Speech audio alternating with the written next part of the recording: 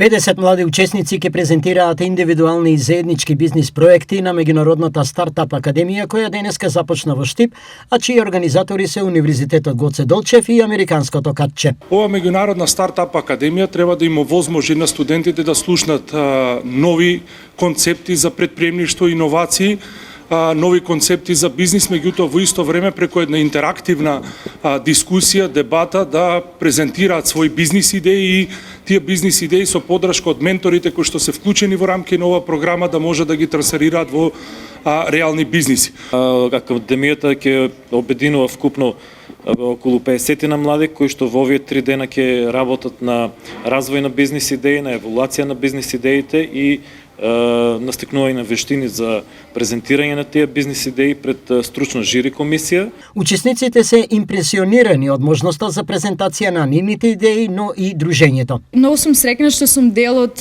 овој надпревар преценели за бизнис идеја и овде се пријавив и сум среќна што сум изберена во мојот тим. Бидејќи овде можеме да стекнеме многу нови знаења за тоа како да основаме свој бизнис и како да развиеме нашата бизнис идеја. Многу ми е пријатно да сум тук в Штип. Чувствуваме се исклучително добре пријати. Благодаря за гостоприемството. Радвам се да бъда част од тази програма, да се запозная с нови хора. Бих искал да дам всичко од себе си, ако се налага да вршиме реална някаква работа.